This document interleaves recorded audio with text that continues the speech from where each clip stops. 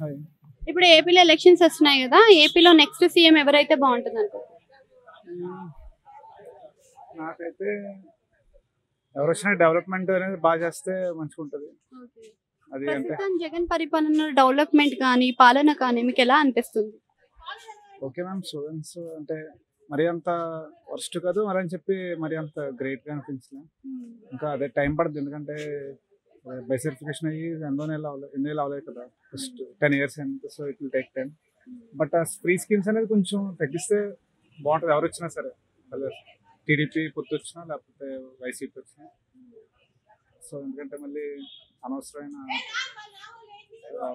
ఏమంటారు లోన్స్ మనకే బర్డెన్ ఎక్కువ పడుతుంది కామన్ పీపుల్.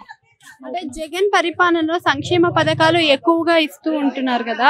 సో, ఆ సంక్షేమ పథకాల వల్ల ఉపయోగం ఉందంటారా? లేదంటారా? కొన్ని కొన్ని సెక్షన్ ఆఫ్ పీపుల్ అయితే వాళ్ళ ప్రాఫిట్ అవుతున్నారు మ్యామ్.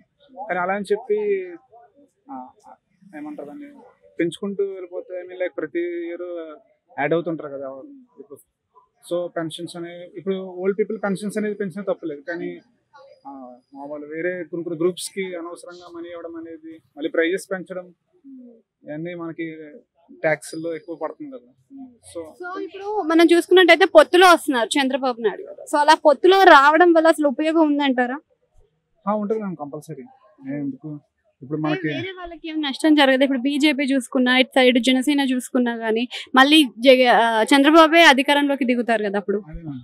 నేను చెప్పాలంటే ఇప్పుడు బీజేపీకి ఎలాగా నేను చెప్పాలంటే మన తెలుగు స్టేట్స్లో చాలా తక్కువ ఉండేది టైం.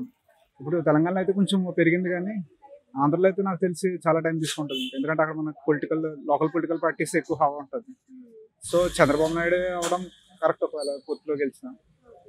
సో సో, ఇప్పుడు జగన్ చూసుకున్నట్టయితేనేమో పులివెందుల నుంచి 1,00,000 ఓట్లకి తగ్గను అని చెప్తున్నారు.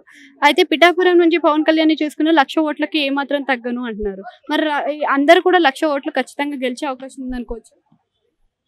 అంటే ఐ మీన్ లైక్ జగన్కి వాళ్ళ ఫ్యామిలీ అపోజింగ్ అనేది కొంచెం దెబ్బ అవుతుందేమో అని నాకు అనిపిస్తుంది. ఎందుకంటే షర్మిల గారు మళ్ళీ అలాగే వాళ్ళ అమ్మ విజయమ్మ గారు అపోజ్ చేయడం అనేది ఏ ఫ్యామిలీలోనూ చీలిక అనేది ప్రాబ్లమే కదా.